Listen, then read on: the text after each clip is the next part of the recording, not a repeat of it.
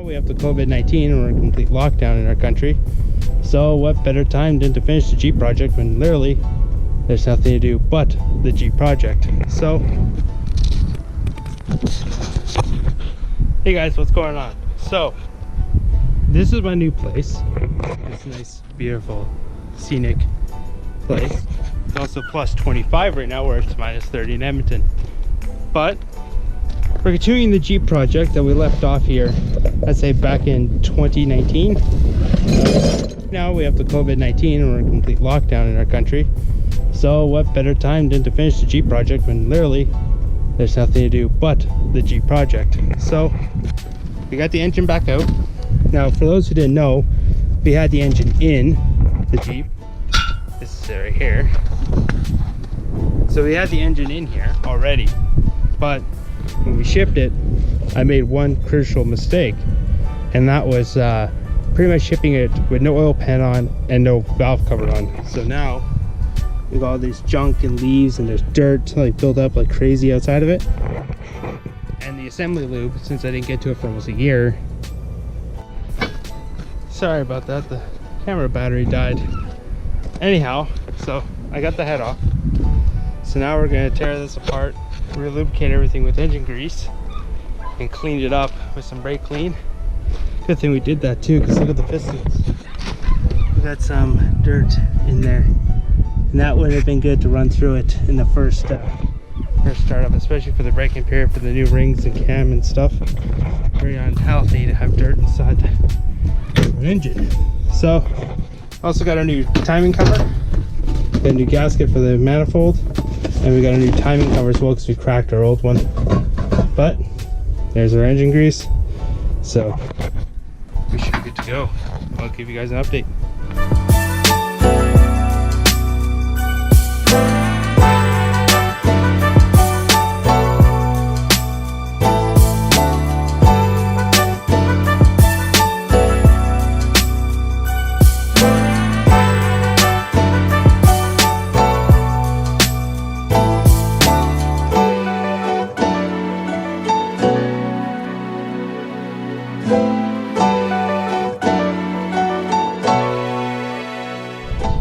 Well, so far it's looking good still.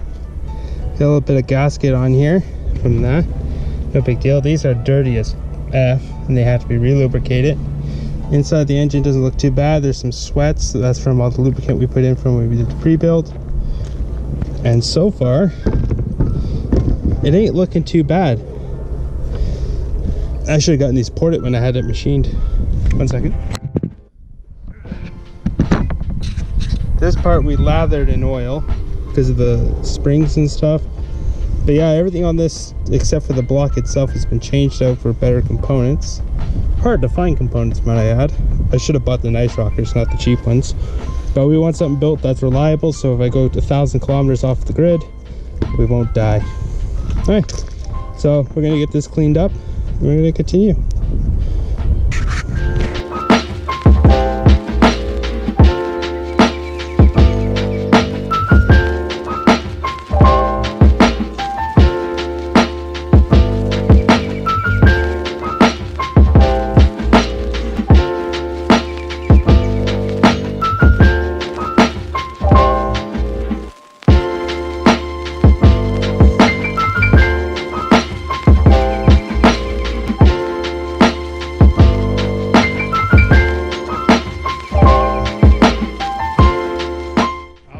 Right now, that's the view from the workbench for me.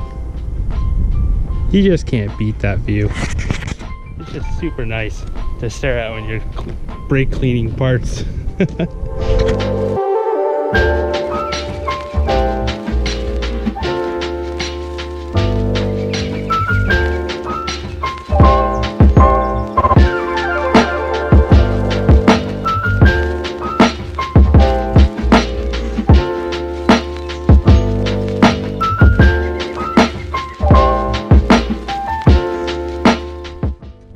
So head's done. Everything's been greased up and lubricated now.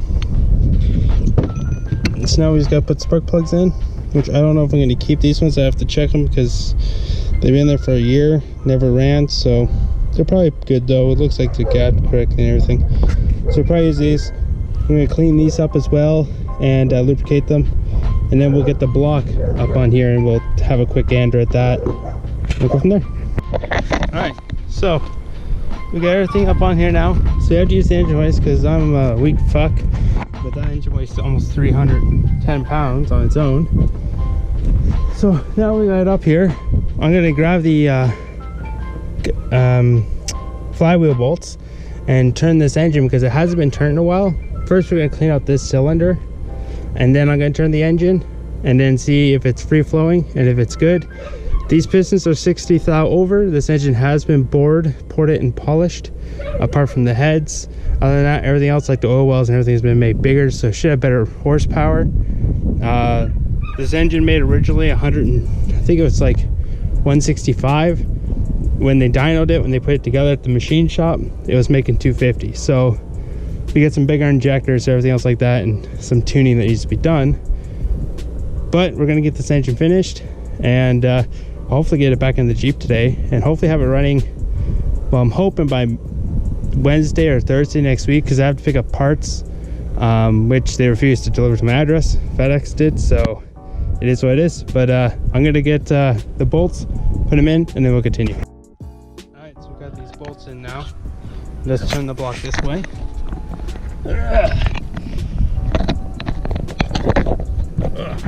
Go. It's a heavy son of a bitch right there. Hopefully it doesn't fall off the table on the other side. But let's rotate these pistons. Let's grab ourselves a pry bar here. Alright. Let's rotate this and see how much she does. You guys get to watch it. Somewhat, I guess. Let me you up. Oh, I have to say nothing. Oh, that's actually probably the new. Okay. First things first. We gotta clean out that cylinder wall. We don't want to destroy the scoring on that. The only thing we want hitting that is oil in the piston ring. So let's clean that out. Clean out this one too. Perfect. Look how dirty that was. Nasty. My machinist was pretty pissed off the fact that we have to do this again, but I don't live in Alberta anymore, so his problem. Okay, so let's rotate this and see what happens. Okay, well, apparently I need something thinner than that.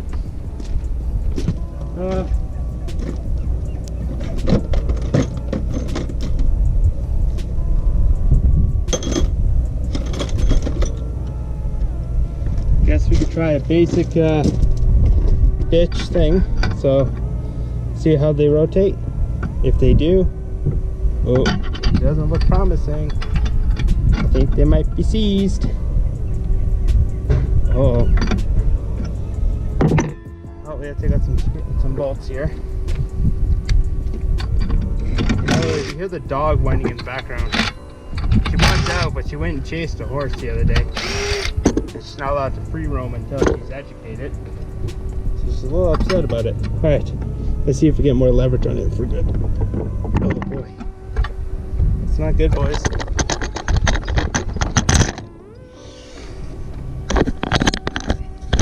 Boys, she ain't moving. That means one or two things. There's a cam in there. There's a chain on it. Nothing against the cam. That just came out. And I have no idea where the nut went. So this thing's useless. Anyway, hold on. Okay, so we got no piston movement. Let's see if we can leverage this. Let's see, guys. Let's see. We got nothing. Alright, so these pistons are stuck. They're frozen. Now, one or two things can cause a frozen piston. 2, you run out of oil. That can happen. 3 is something severely wrong with the engine. As you can see in there, the cam, still fresh oil on it. This cam will free spin unless the timing's in it. Let me Yeah, let me pop this off and the timing cover, and we'll see if the timing is kind of wacky. All right, we got this off now. Now it's going to be the timing cover and the water pump. So this doesn't look, it looks like it's had a rough day. I'm guessing that was the previous owner, but it looks like I'm gonna have to tap and dye that. It doesn't look, it looks like it has threads in the back there, but that's a press fit on. It just holds the bearing on, or the thrust, whatever it is. Harmonic balance, that's it. So I'm gonna clean this out and see if it gets good grip. Maybe rethread it, but it looks like someone put a really thick one, like a coarse thread, into a fine thread hole. Doesn't work. But we're gonna timing cover off. These pistons still haven't moved. There's no like weirdness to them for no reason for them not to move. Worst case scenario is we have to take off the caps, which I have to do anyways to re-lubricate them. So I'm guessing there's something going on with this timing chain in here. So we're gonna remove the water pump, then we'll remove the timing chain, and then we'll see if they'll rotate then. All right, I'll get back to you when it's all done. Weird. All right, well, this answers all of our questions. Ones I'm scared of, to be honest. That's not the right washer for that.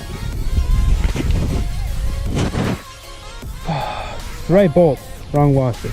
But the chain seems so like this works apparently. But we'll remove this chain, and that should allow this crankshaft to spin freely without spinning the camshaft. But we'll test both to make sure they do spin freely, and hopefully if that's not the problem, then we gotta remove the pistons and find out if they just seized in spot due to lack of oil and having a year of sitting, or, well, I don't know, just gonna keep digging until the pistons move. We gotta do that anyhow, so let's get into it. All right, camshaft spins freely and nice. Good lubrication on that, but we're gonna take it back out still and put some proper lube on it. Let's see if we can move this engine. All right, Jeep gods, be nice to us. Not a good sign, boys. I'm gonna break something if I keep going. So the pistons have seized in space, so hopefully there's no damage to the walls. I don't think there will be, but they seem pretty tight in there, and they don't look like they want to come out anytime soon. So we're gonna keep tearing it down and hopefully figure out what's going on. See you guys soon. So I got some good news. Tapping it, it's loosening it up. So probably free spin it now with my hand. There we go. It takes a little bit. It would appear the assembly lube that was put on this engine that we did, I think it was a Lucas assembly lube, I think it hydro locked everything, because look at the bearing caps. Like, you have this perfect, it's not scoring or damage, it's just since it hasn't moved, it's very tacky and very sticky all of a sudden, like almost like a tree sap. So I'm guessing since the cylinder walls is coated in that, that's the difficult part. So what I'm gonna do is I'm gonna remove the pistons, clean everything up. We'll take the cam out, and then pretty much go from there and just clean it up here. I'll let you watch for a minute. So we'll take this cam out right now, because the cam is full. Like, look at this. That lube wasn't sticky when I first put it on. Like, it's crazy. It's kind of like tree wax, a maple tree wax. All right, so let's pop this cam out. Okay. And right, so we gotta be nice and gentle with the cam. I guess I better put you in a better position to see that, eh? All right, there you go.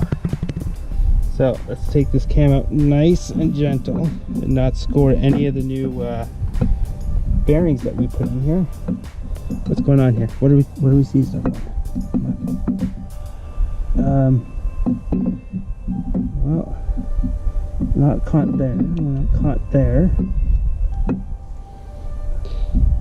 Am I taking it the wrong way, maybe? That's a very big possibility I could be doing that. So let's try this way then. Yeah, so I'm taking it the wrong way.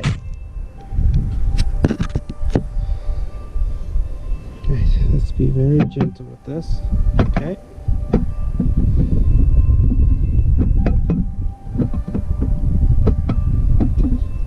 Got this here.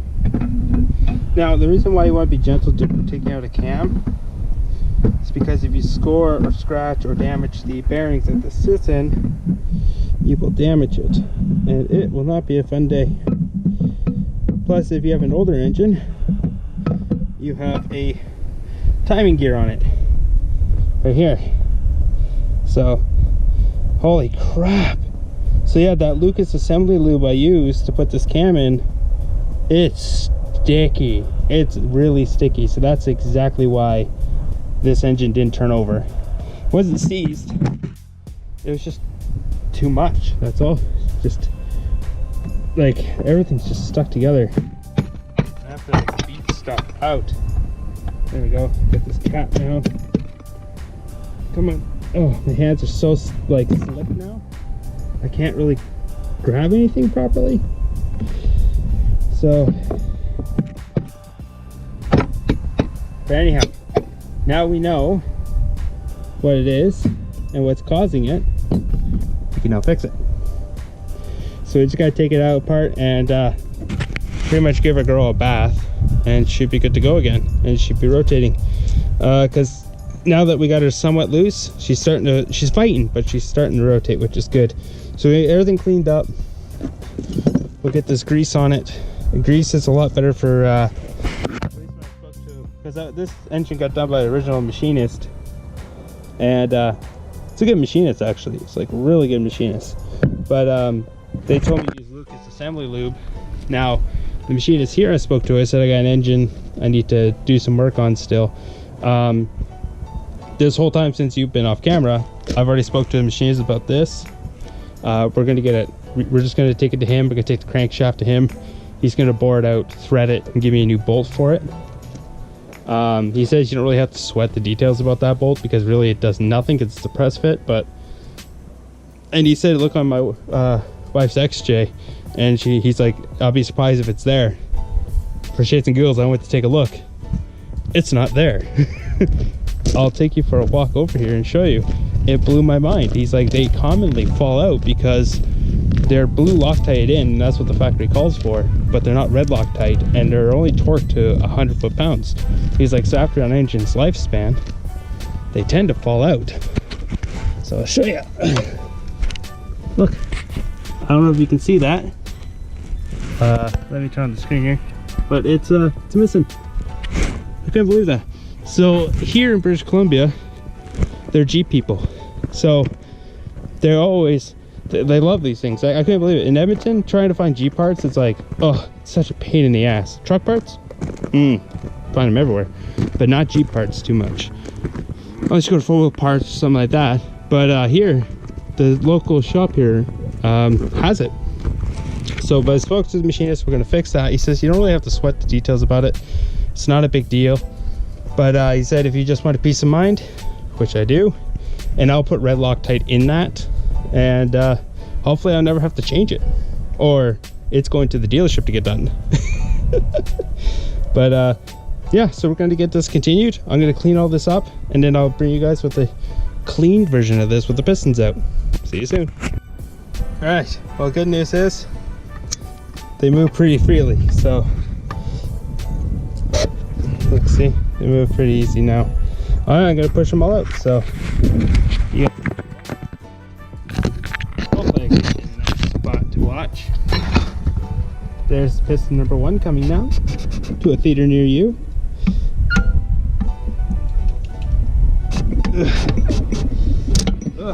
Theater piston number 1. Please come on down. Now, if you're looking for a professional to do this, or you're watching this video as a guide, don't copy me.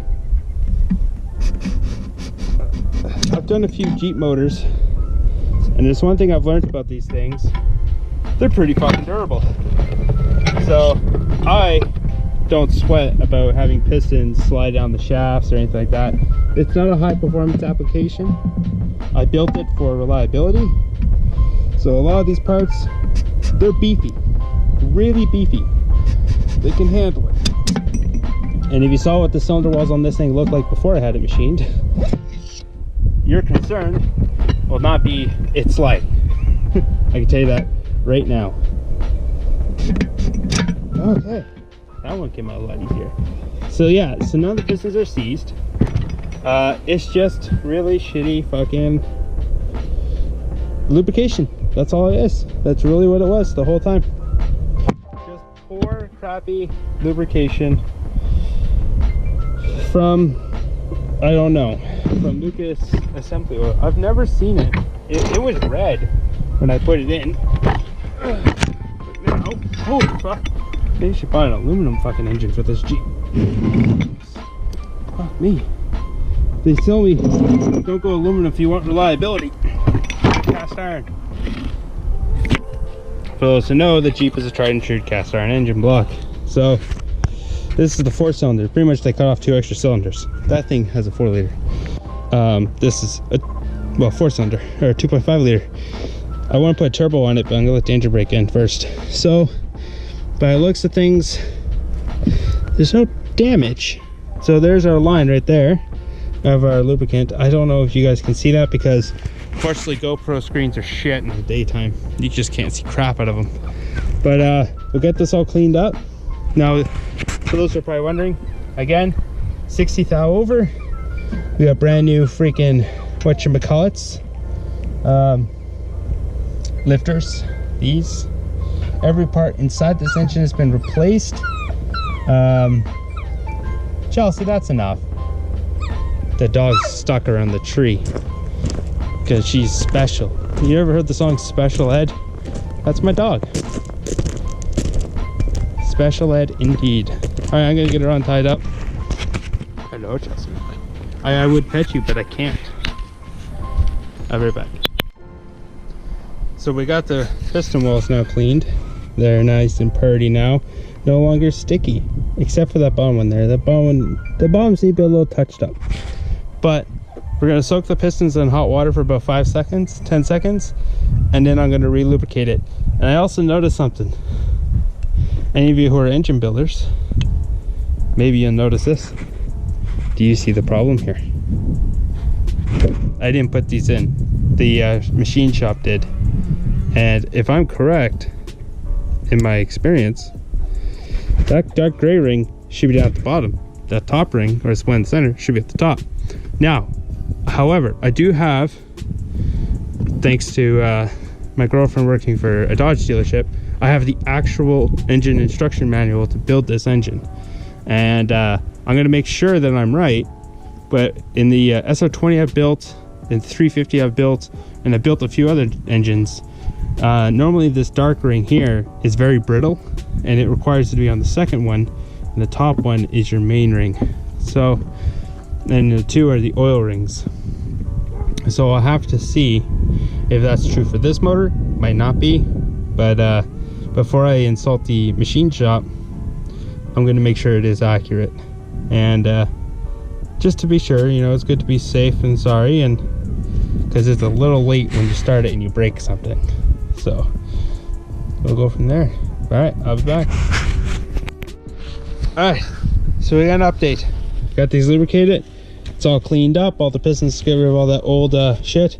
We're gonna lubricate everything, and we're gonna get it all back on there. Get the engine back assembled, get the head back on, and if the rain holds out, we'll put the engine in today. But if it doesn't, then it's 5 o'clock right now, so it's gonna start cooling off here. Ooh, camera's a little dirty, huh? Little guy. Ready for a Lucas shitty fucking whatever. Come on. What's a fat gut for? But yeah, pretty much good to go. Just gonna put some pistons back in. We got a ring tool. Personally, I like doing it by hand, but ring tools make it easier. But we'll get this done and we'll get the pistons back in. We'll see you guys soon. If all goes according to plan, this should go. She went. 3 more to go. Well, they're all in, and they're moving pretty nicely. So let's get a crankshaft connected and go from there. Or I might just leave a crankshaft alone. So let me get that fixed. Ain't that just a pretty sight to see? It's so clean, so nice, and the pistons move so nice. Good. All right, we'll get this to go. All right, so we're going back together so far. So we got the pistons back in. We just tried it. They all rotate. So no longer hydro seized or hydro locked, whatever it is. I got a feeling that this grease might, let's just say, it gets me some super compression. And I'm gonna need to maybe assist the starter or maybe pull some transmission fluid down this just to help kind of break it off. Everything's a little tight in there. It is a brand new motor, however, so it is what it is, but we'll get it going. I gotta get all these bolts torqued down, and then I gotta get the caps on, and then we can move with the camshaft, and then hopefully Monday we'll have the oil pump and get this whole thing closed off. Get the rear main seal back in there. It's probably gonna leak because that's what rear main seals do in these things. It's just leak, and they're pretty crap. You can see there, this little nice little doohickey here. Really, I'm thinking about removing that cap and putting RTV all the way around that seal. I think that's probably the best option that I'm probably gonna end up doing. Because when I was building this engine, I said, I don't want to leak. So I went and bought, let's just say, a significant amount of RTV. And by a significant amount, I mean, I got a caulking gun full of it. So that's what I wanted to do. So yeah, I'm gonna RTV it just to be on the safe side. Hopefully by Monday, I think I can put this in. I think I can put this in right now, because I think I can do the oil pump after the fact, and then the oil pan. It's a lot easier to do while it's here on the stand or on the table, but I just want to make sure we get it all done. I'm going to insert the cam now. I'm going to torque all these down. I'm going to get my torque gun, torque wrench, put them down to the specifications that are required. This grease is making everything a little bit stiff, but it's okay. We're gonna be ready to rock and roll here pretty soon, which I'm excited for. So soon we'll have this bitch running, because as soon as she's driving, it's going up there. When you have a 40% incline in your backyard. So all this is ours, all this land. So there's a trail behind there. I went up there the other day with the other Jeep, and there's a trail behind there, so I like to go trailing. Plus we're going to meet up with a couple of YouTubers that live in the area, and we're going to go off-roading with them. So should be fun. But this is my first video for this channel. I have another channel, but my first one for this one. What was that noise?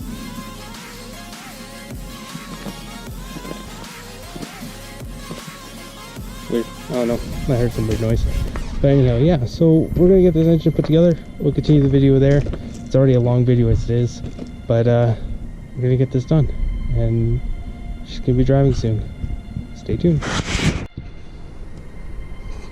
Every person's nightmare right here. Look at that. I don't know if you can see that. That's what it looks like. That's what it's supposed to look like. And I was torquing it, and I had it set for 35 foot-pounds, and I was like, it just kept going, and I was like, it doesn't feel right. So before I snapped the stud, I stopped and I backed off the nut. Well, the nut's toast. It's gonna be hard for us to see it on camera. Let's see if I can get that on camera. The nut here. There's no threads left. None. Unlike this one where there's tons. But so I gotta take this back to a machine shop tomorrow, get a new stud put in and get a new nut for that stud, and then we will continue with the engine. That won't get done till Tuesday because that's when the machine shop probably opens. But I guess I can give them a call tomorrow and let them know so we can get in right away. But that sucks. That sucks a lot. So it's gonna delay us. I don't know what it was. I was even like, I have a good torque gun or torque wrench, digital one, and I got to 22 foot-pounds, and all of a sudden it felt like I was tightening, and then it felt getting loose really quickly, and I was just like, the nut stripped. It wasn't cross-threaded because everything, like, I always pretty much go as deep as I can, and pretty much end up like this, and you're just torquing them down. But the nuts probably from 91. It's the original nuts. We never replaced them. So, oh well. When you try to save a little bit of money doing an engine rebuild, you pay for it at the end of the day. So that's where this is going to sit tonight, like that. And we'll continue. I could do the rest of it. I could put the cam in. I can't put the head on, but I could put the cam in. That's it. That's literally it. So right now the tape's gonna stay full of parts until I get to a shop to fix that issue, and once I do, I can put new nuts on it. Or maybe he might be able to rechase this one and kind of fix the threads.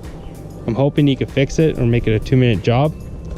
Worst case scenario though is you might have to pull the stud out. It's a machine shop, they build engines every day, so worst case scenario is they can fix it. I know it's fixable, but being out here, I just moved here, so unfortunately I don't have the tools to fix it myself like I used to back in Edmonton. So it is what it is. Anyway, I'm gonna clean up. It's 9 o'clock at night here. I'm not used to this, like seeing daylight still at 9. That's not a thing where I'm from. In Edmonton, this is what it looks like at 7 p.m. maybe 6. This is about as dark as it's starting to get. And annoying thing too is this place is so weird that at night the moon comes up over this hill and it's so bright you don't need a flashlight to walk outside this property. You can see it's like a giant floodlight is turned on. It's sick. But yeah guys, I hope you enjoyed this video. Welcome to my first video of this YouTube channel, and if you like it, don't forget to comment, like, and subscribe. And if you think that you got some tips or tricks for me, I'm open to all ears, including criticism. I understand I'm not an expert at this. I do not want to pay someone to build it. Well, I have a machine shop, but realistically they're only doing small things. They won't build this engine and put it in for me. They already told me that. And our fierce leader, Justin Trudeau, already said that this is going to take 18 months before this quarantine thing and all this like social distancing and stuff is done. So unfortunately, there's just, I can see if he can do it. If they can fully build the engine for me, I'll drop off this whole box. But I really like playing with things. I like building stuff, and I think building my own motor, the only thing that can go wrong with this, I just have to buy a new one. And realistically, at the end of the day, if I have to buy a new motor, if say this shits the bed after 50,000 K or maybe within the first 5 minutes of it running, I kind of had a backup plan to buy a 4-liter for this Jeep, because at the end of the day, I'm in this engine for 800 bucks. That's it. So all new pistons, rings, rods, everything that I've done, apart from my own time, which is a learning experience, I'm in it for $800 total Canadian, so about 550 bucks American. I'm not in this motor for a whole lot, other than like tools I bought, because I bought a 2-ton engine hoist, or was it 1 ton engine hoist, not 2 ton, and an engine stand from Princess Auto. But at the end of the day, I needed those parts anyways, because I'm going to work on my own projects. I want to start getting deeper into this stuff, and the only things I really haven't worked on in a vehicle is a transmission and engine. So this is definitely to be left to the pros, but I want to learn, and if I can teach myself to do it, I can. And it's not like I didn't go out there. I bought the paperwork or the owner's manual, This is the quick guide one from Haynes, but I have the actual super thick book from actual Chrysler. But yeah, hopefully the machinist gets back to me tomorrow. He has his personal phone on the shop, so you can't walk in there. You have to call and book an appointment and drop off the parts you want done, tell him what you want done. He won't even meet you. You have to do e-transfer payments, and he'll leave the parts in a box outside of his door. You drop them off at a box by his door. So the guy's older, he doesn't want to do it. So I think he's like 60 something years old, so he doesn't want to get the coronavirus. Don't blame him, it would kill him. But yeah, guys, this is a really long video. Hope you enjoyed it, and I'll see you guys again whenever I upload another video. I'm trying to do 3 times a week. We're gonna have a time-lapse drive here Monday to Edmonton, because I gotta go back to Edmonton to finish up a few bit of paperwork. But I'm gonna miss plus 25 weather. I'm gonna tell you that right now. Hey guys, have a good night. Bye bye.